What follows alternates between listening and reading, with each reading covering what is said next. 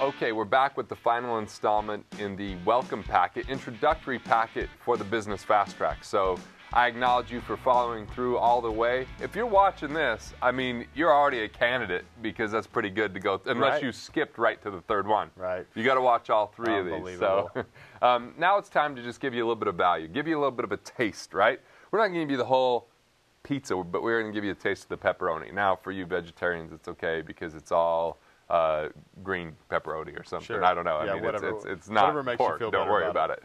But you know, we just want to give you a little bit of value that way. And as we do this, and before I turn the time to you, I always kind of think in business, if you're going to go to the next level, there's a couple questions to ask. One would be, what are you currently doing that you'd have to stop doing to have your business double in productivity?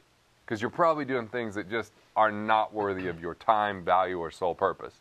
The second thing is, what would you have to start doing that you're not currently doing to get it to that level?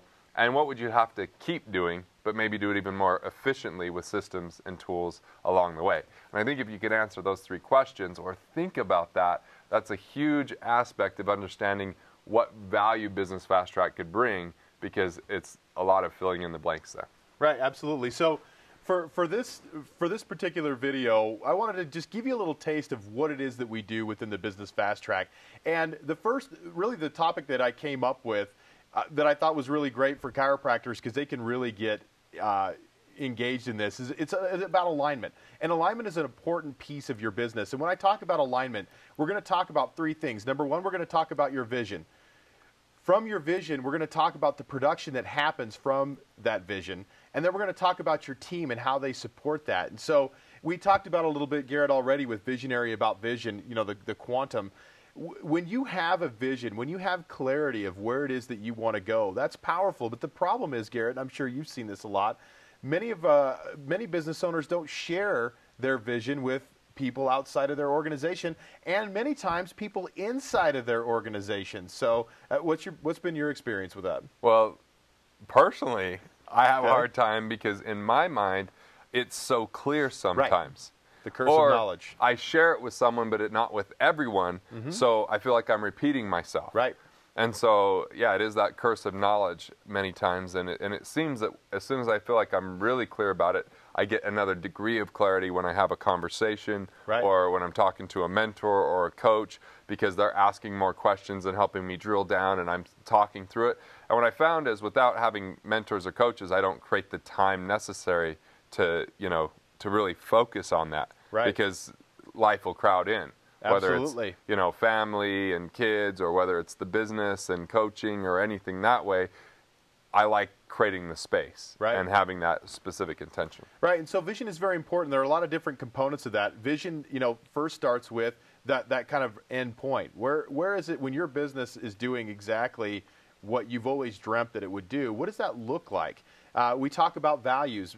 Values-based decision-making is very important. And Garrett and I can really talk to you a lot about personal examples of where we violated values and then regretted it later, and it's been very costly. What is your mission? Why do you exist? Why do you practice and work in the business that you work in?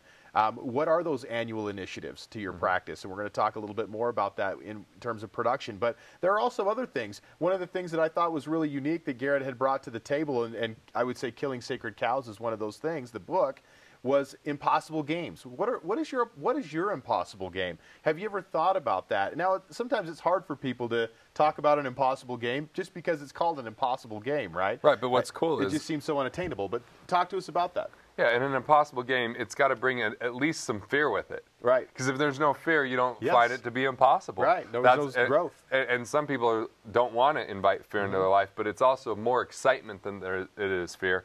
And you wouldn't know how to do it on your own. Right. That's what makes it impossible. But the great thing is, anything can be accomplished as long as you don't have to do it all yourself. Because other people's sole purpose, their abilities, will be attracted and inspired if you create an impossible enough game, which is, I wouldn't have imagined when I was 16 years old having a New York Times bestseller, so that would have been an impossible game, right? Or having a business hit the Inc. 500, that's an impossible game.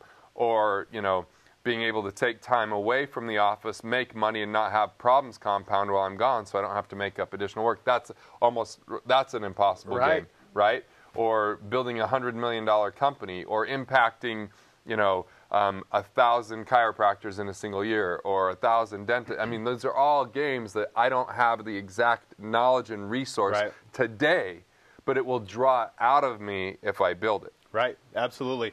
And so part of your vision, too, is looking at your current market space. Where do you want to be in your current market? Do you want to be the #1 chiropractor for families in your market? Or do you want to be the #1 health provider in your market? Where do you want to be in your market space? We talked about three-dimensional questioning already. What do you need to stop doing? What do you need to start doing? And what do you need to keep doing in your business? So all of these things make up your vision. Now, we talked about now, as we drive down from vision, once you have that clarity on that and you've shared it with your team, now you can really create those, what we talked about, annual initiatives, and really put together some objectives for your business.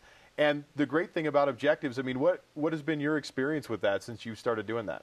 Ultimate focus, because in business there's a lot of distractions that come up, there's a lot of things, but it's a way to stay on track. Yeah. And we've gotten more and more specific. We've shared it with the team so they can get engaged in it, and it's also, our initiatives are a stretch, but we don't have too many of them. Right. And I think Steve Jobs, in what I'm reading about him right now, he said, hey, we celebrate the things that we didn't get involved with as much as the things that we did. Sure. Because it's the things we said no to that allowed us to focus on the things where we could be best. He talked about not getting involved in the PDA market, and people said, you're crazy, you're missing out on so much money, but they used all that bandwidth to develop the iPhone, which within a couple years was 1/3 of their entire market share. And this is a company with billions of dollars sitting in the bank. Yeah. So I think that's real exciting. And I mean, I just like this concept of when you get into business fast track, create that impossible game for your business. Yeah. What would be ideal in the business and start working towards, and shift that conversation within the coaching,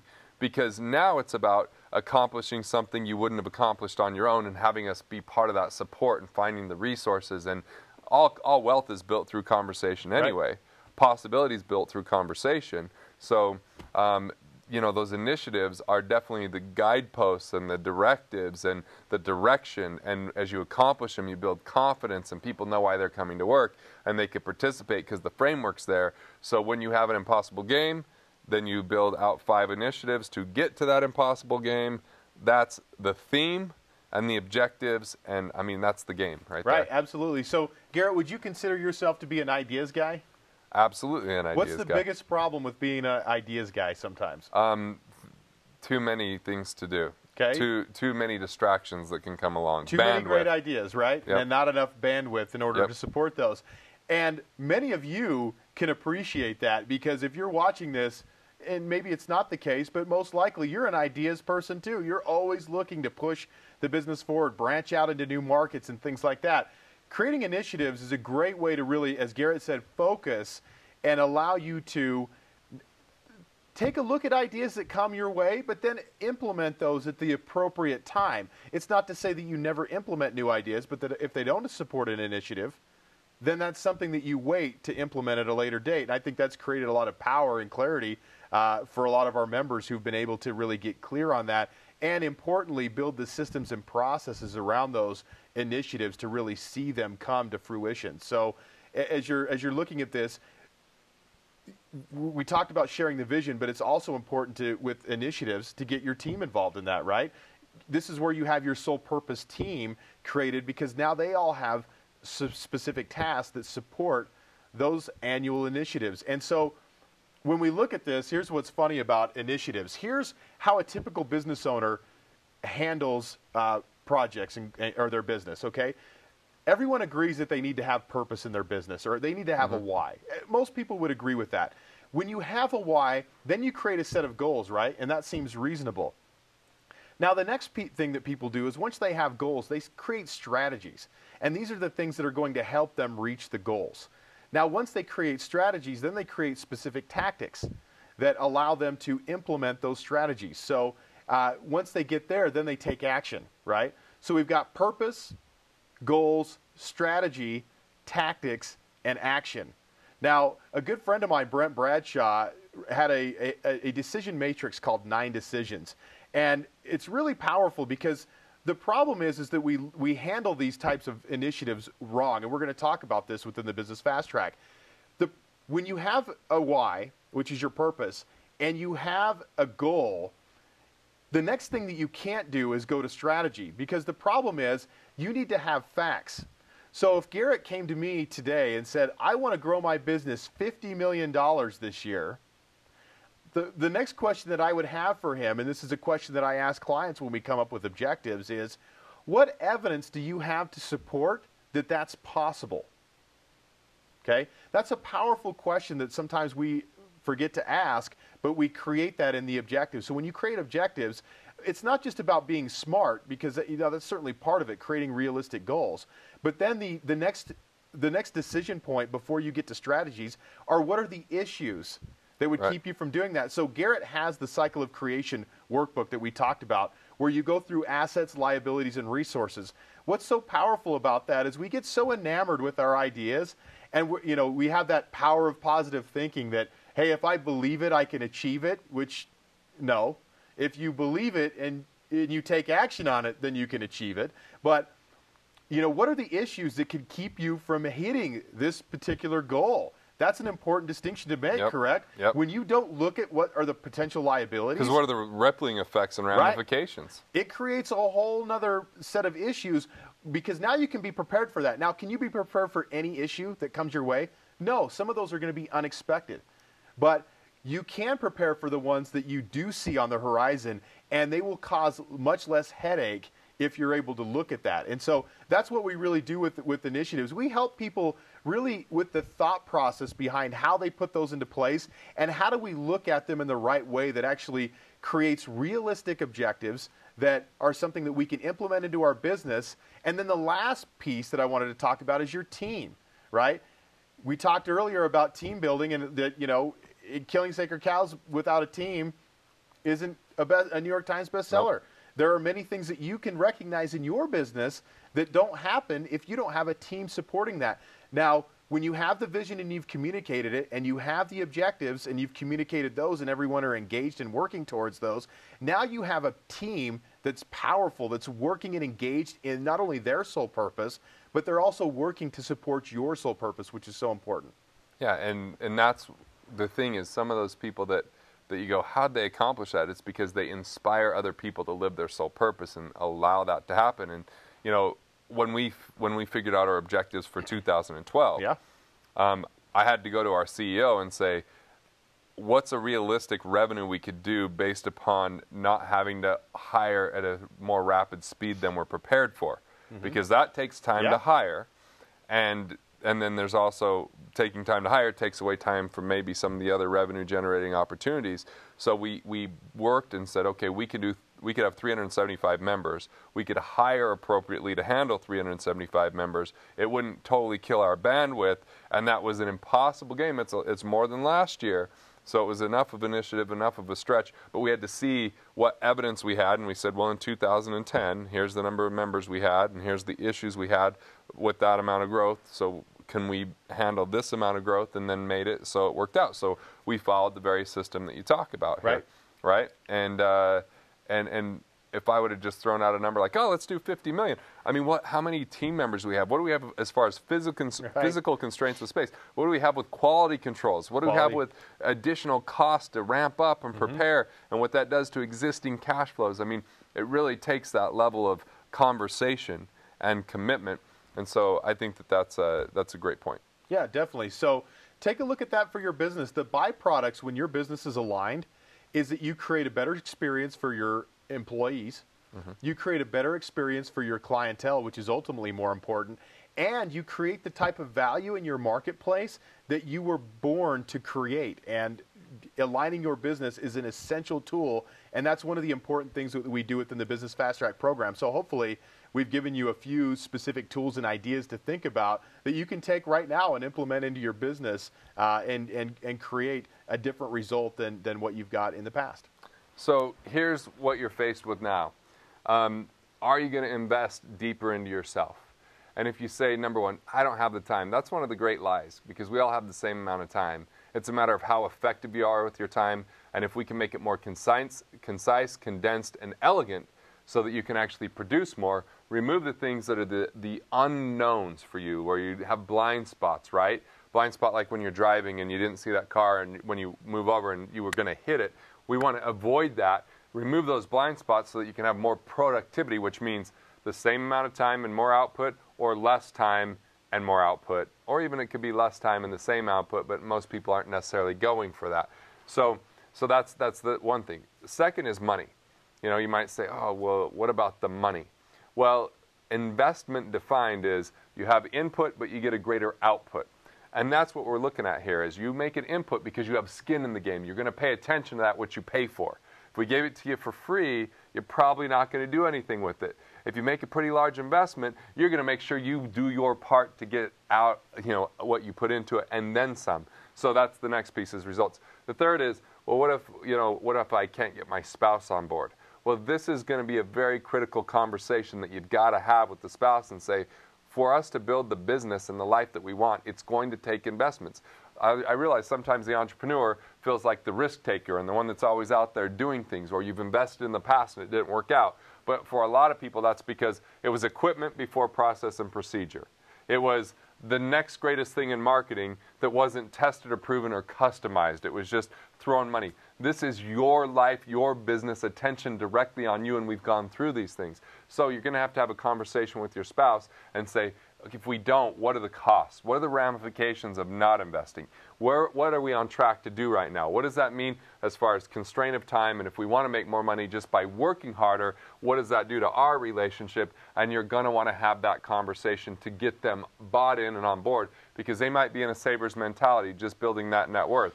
They're after safety and security. How could this increase safety and security for you and them? That's the question that you want to get answered together. And then the other thing that we have come up sometimes is people say, well, maybe not now. Maybe now's not the time. I'm going to do this later. I got to tell you about something called LODI, L-O-D-I, Law of Diminishing Interest. You know, what you have good intentions on today and don't take action become distant memories of what should have been in the future. And I don't want to see that happen to you. Law of diminishing interest. If you've got the interest now, the question is, are you willing to make the commitment? You know, I was interested in doing a triathlon so I could watch people swim, but I was committed when I was in a wetsuit in the lake because I had registered for it.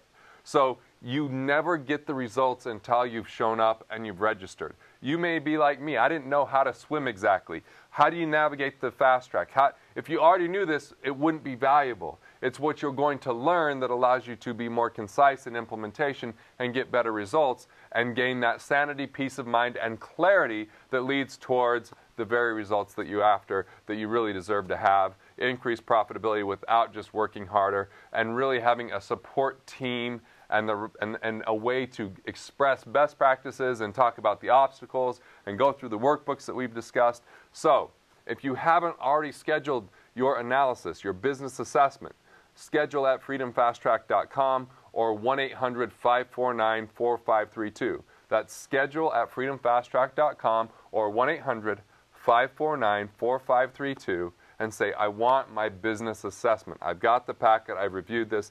Get me on the calendar. Find out how it can work for you in a customized, tailored, and specific way.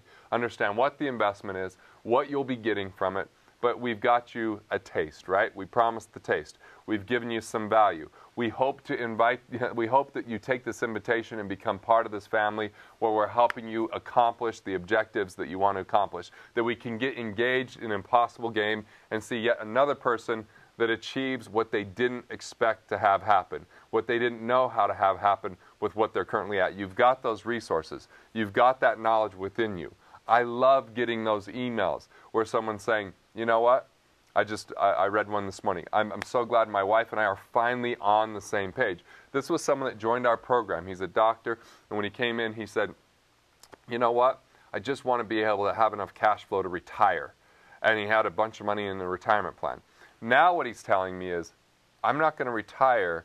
I'm going to actually build my business where it's independently working, that I don't have to be in it every single day, so I can still contribute, but I still have freedom. So I'm going to have freedom in my business, not from my business. And I'm going to use these systems and these principles and these tools to be able to do that. And my wife is totally engaged and on board, and he's now been to at least 4 events that I know of. Well, one, he had to leave early for a wedding, so I tell him it's 3.5.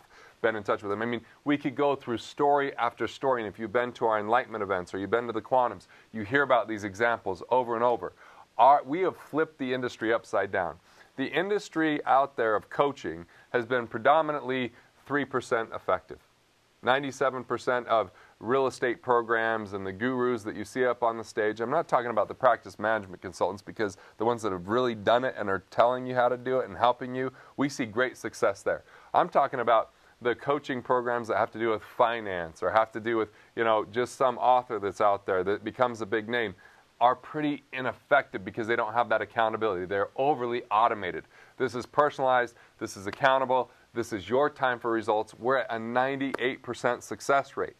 That's, the 2%, probably half of it's because we didn't bring in the right person, or there's certain circumstances that come about in someone's life.